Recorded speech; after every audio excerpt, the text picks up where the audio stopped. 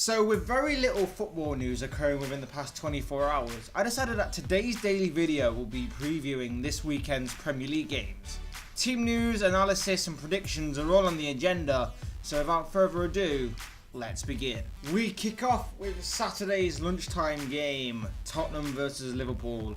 This was supposed to be the game that opened Tottenham's new stadium, but of course, as we all know, that's turning into a bit of a circus show down there. But regardless, the game will be played at Wembley anyway.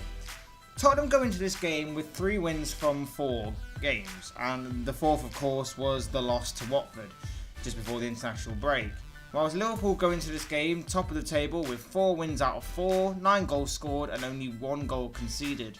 Spurs have already been dealt a double injury blow ahead of the game, and that is of course Dele Alli and Hugo Lloris will both be unavailable for the game against Liverpool. But Heung-min Son does return following his triumph for South Korea in the Asian Games, in which they won a gold medal, and that means Son is exempt from military service in a few years' time. For Liverpool, they've had many players in action across the world for their respective countries as well, and everyone seems to have returned unscathed with the exception of Adam Lallana, who seems to be out till at least the end of the month.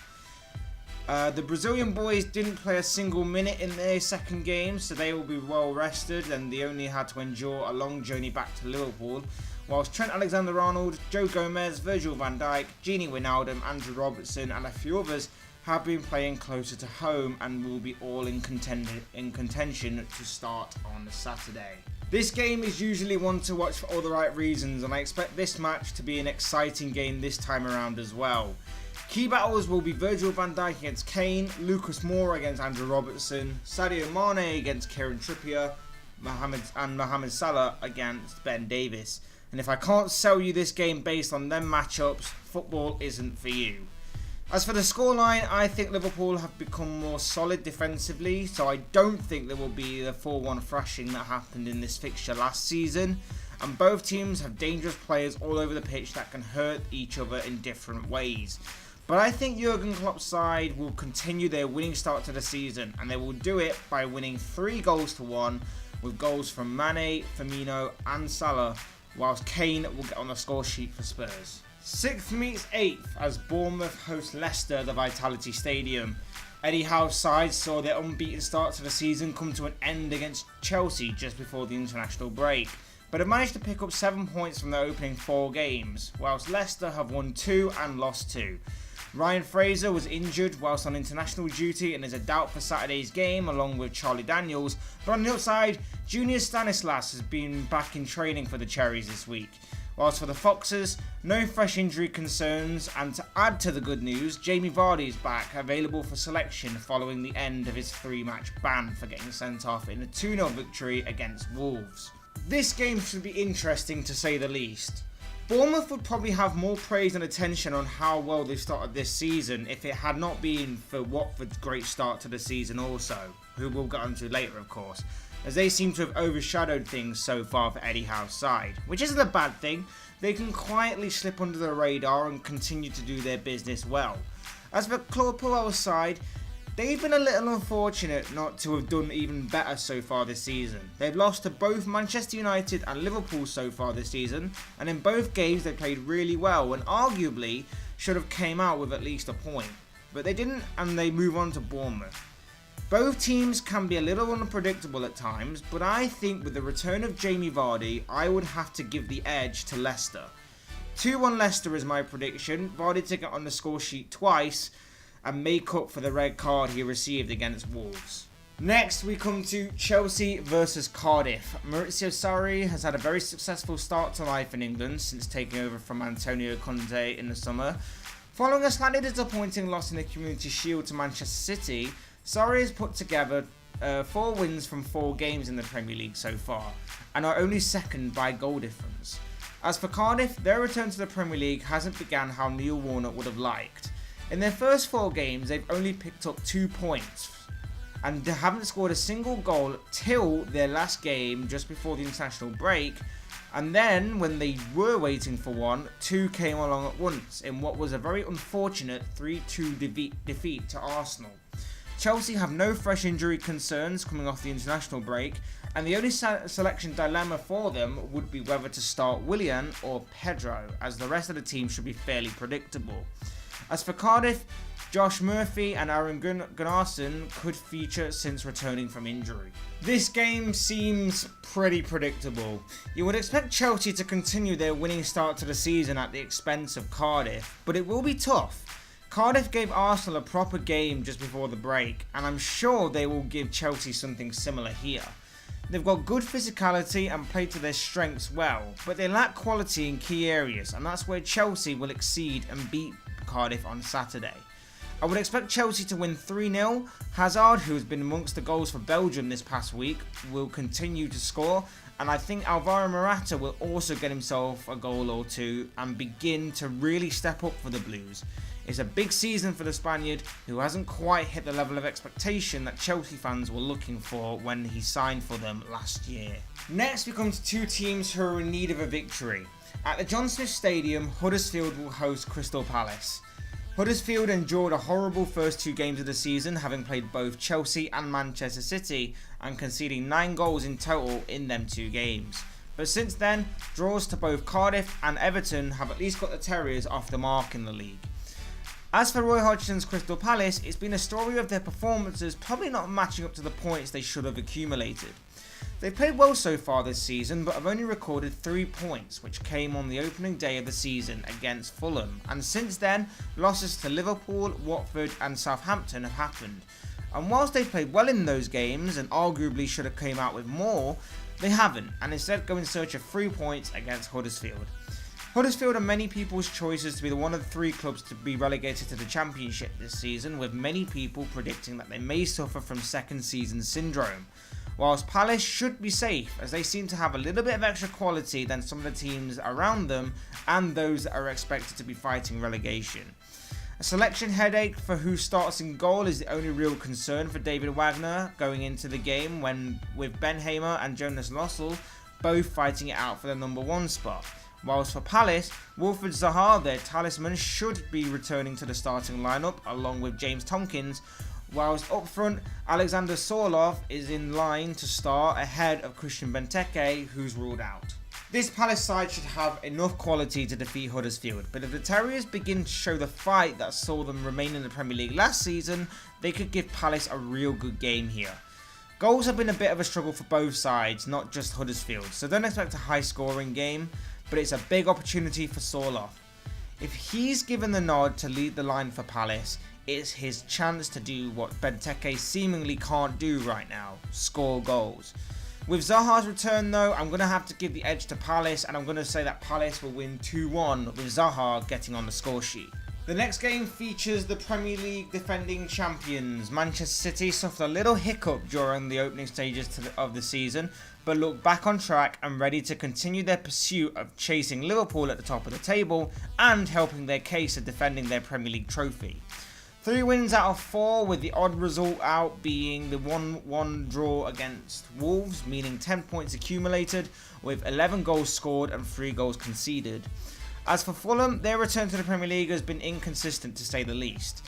An opening day loss to Crystal Palace was then followed by a loss to Tottenham before finally picking up their first win of the season against Burnley, before drawing 2-2 with Brighton just before the international break in a game that saw Fulham go 2-0 in front before being pegged back. There's no fresh injury concerns with Pep Guardiola other than Raheem Sterling, who seems to have picked up some sort of minor knock over the international break, whilst Danilo, Mangala, Claudio Bravo and Kevin De Bruyne are of course long-term injuries. As for Fulham, Tim Ream and Tom Kearney are both doubts for the game, whilst Kebano is ruled out with an ankle injury. Simply put, City should be the winners here. They have superior quality in every area, as you would expect, and whilst Fulham may be challenging opponents, City should breeze past them quite easily here. The worrying thing for Fulham is that all season long so far, they've not kept a single clean sheet. They've made several mistakes that have proven costly, and if the same sort of things continue to happen here against City, they will be punished, and punished severely. My prediction is a 4-0 City win with the likes of Sergio Aguero and David Silva getting on the score sheet. It's been a dreadful start if you're a Newcastle fan. From 4 games, they've only managed to accumulate 1 point, and that came in a goalless draw against Cardiff. Other than that, it's been defeats to Tottenham, Chelsea and Manchester City. Okay, so when you put it like that, it's been an incredibly tough start for them, and whilst Arsenal are currently going through a rebuilding stage, it doesn't get any easier for them. Talking of their opponents on Saturday, the Gunners have been showing signs of what Unai Emery is trying to get across to the players. It's not all there so far, but that's to be expected with him only being in the manager role for only a few months now. But with 6 points from the opening 4 games, and considering that the first 2 games were against Manchester City and Chelsea, with the latter being a game where Arsenal will be kicking themselves for somehow not getting at least a point, it's an okay start for Emery and his new Arsenal side, but the defensive vulnerabilities are still evident, and that's something that I think the Magpies can exploit. Newcastle have had no new injury concerns other than Florian Lejeune, as Rafa Benitez has a full squad to choose from, whilst for Unai Emery, there's no big injury problems, there's more selection headaches. For instance, will Lichtsteiner start over Bellerin? Will Bernd Leno go in ahead of Petr Cech? Will Lucas Torreira finally start in midfield? And if so, who does he replace and who does he partner? And will Alexander Lacazette and Pierre-Emerick Aubameyang continue to start alongside each other? It's good options to have, and it's just about using them effectively. The question is, can Arsenal continue to heap more pressure on Rafa Benitez and Newcastle? On paper, you'd have to say that they should be the victors in this game, but as we saw last season in this fixture, Newcastle won this match at St James's Park last season. And despite some super negative tactics from Benitez in some of the games already played this season, they were a little unlucky not to come out with at least a couple more points. But with the defensive issues Arsenal have, I'd be expecting Newcastle to be a little bit more attacking in this game. If it's anything like the 4-4 draw we witnessed back in 2011, then we should be in for a real treat. However, I think Arsenal will continue their winning run. I'm going to go out on a bit of a limb and say I think Arsenal win 3-1, as I think with Lacazette and Aubameyang being back amongst the goals, that will give them the confidence to press on and continue with that when they meet Newcastle on Saturday. Saturday's late game sees Watford take on Manchester United. Watford have been the story of the season so far, as not many people would have expected them to win their opening 4 games of the season, but they have. Even coming from behind to beat Tottenham, which was arguably their biggest result so far this season, and was seen as a very big achievement. The question is, can they keep this up? As for United, there's been numerous problems allegedly brewing under the surface at Old Trafford. There's been a lot of rumbling there across the international break, a lot of rumours and speculation occurring, more than any other club in the Premier League during that time. As for their form, they took only 6 points from the opening 4 games thanks to wins at Leicester and Burnley, but losses to Tottenham and Brighton have hurt both United and Jose Mourinho. The Hornets are still without Yunus Kabul and former United player Tom Cleverley, but they do have Gerard Deulofeu back from injury. Meanwhile, United are without Phil Jones through injury and Marcus Rashford as he starts the first of his 3-game suspension. This will be an interesting game on both sides. Can Watford continue their good run of form, or can United remain strong and make a statement here? This game seriously could go either way. And as for every game this weekend, could the international break play a part? Will it mean both teams are slow in coming out the blocks and need time to get back into form and be back at the races, so to speak? There's a few factors to consider for this game. Personally, I'm going for a 2-2 draw. United's defence hasn't been as strong as we know it can be so far this season, whilst Watford are not watertight themselves. But if Romelu Lukaku in particular is in this game and he's on the form, he can give the Watford defence a torrid time. But like I said, I'm going with a draw as I think it's the likely result here. Next we move on to the Sunday games, and first up, Wolves host Burnley as 11th meets 19th. Wolves' return to the Premier League has been steady so far this season. A 2-2 draw against Everton on the opening day, with them twice fighting back to equalise.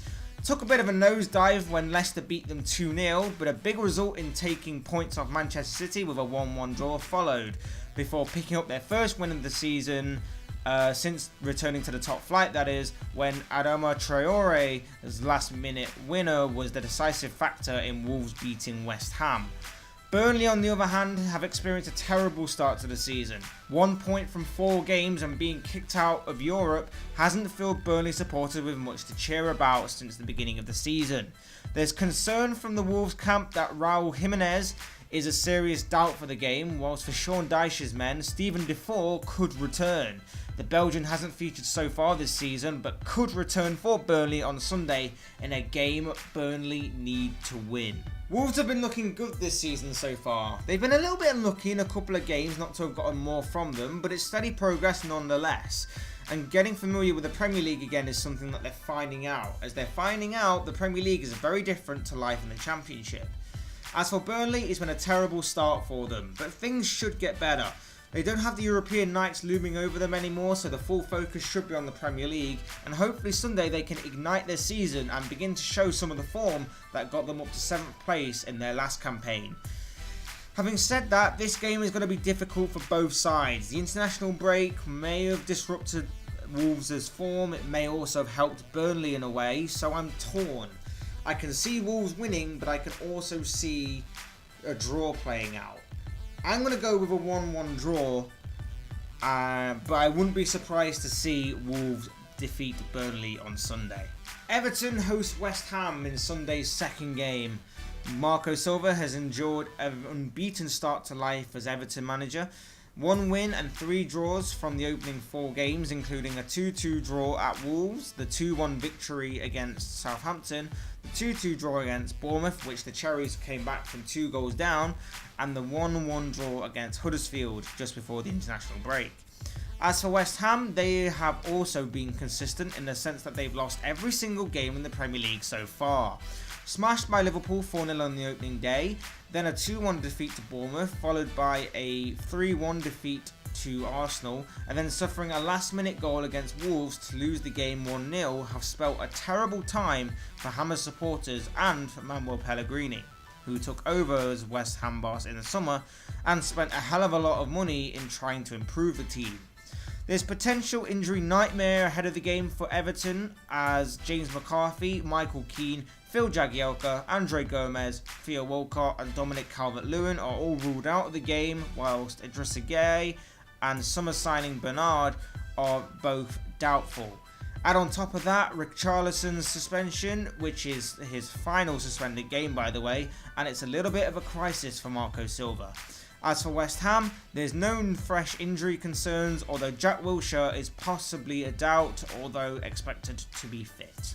This will be the perfect time for West Ham players to stand up and be counted. The number of injuries Everton are facing may be a little concerning for them, and West Ham should be looking at that and have a real go at getting some points on the board here. It's a must-win game for West Ham, but whilst I say that, all I can see happening is a draw. A 2-2 draw is what I'm predicting. Everton keep their unbeaten start to the season. West Ham get a point on the board. But if West Ham are to lose yet another game, Chelsea, Manchester United, Brighton and Tottenham are their next 4 games. And despite spending over 100 million in the summer, things could be turning incredibly ugly if things don't pick up soon. And finally, the Monday night game. Southampton host Brighton. Both teams come into this game with 1 win, 1 draw and 2 losses each. With both teams on 4 points, the Saints are currently sat in 12th, whilst Brighton are in 14th. It's set to be a close game, and that was evident during the Carabao Cup second round tie these two teams played out a few weeks ago, where the Saints ran out 1-0 winners thanks to a goal from Charlie Austin.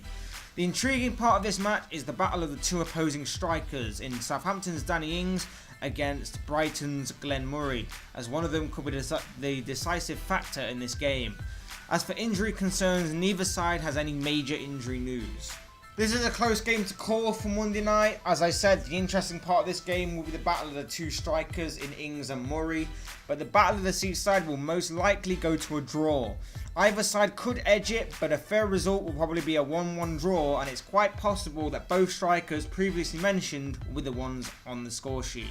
And that rounds up this week's Premier League preview for Game 5. Guys, leave comments in the comment section below on who you're looking forward to watching this weekend, or any predictions of your own, whether it be scores, goal scorers, players getting sent off. I'd love to hear from you. Otherwise guys, if you enjoyed the video, hit the like button on the way out, subscribe if you're new or want to see more content like this. Thank you guys for watching or listening. I've been Fletch, this has been another Fletch Talks video, and I'll see you all again soon in another video.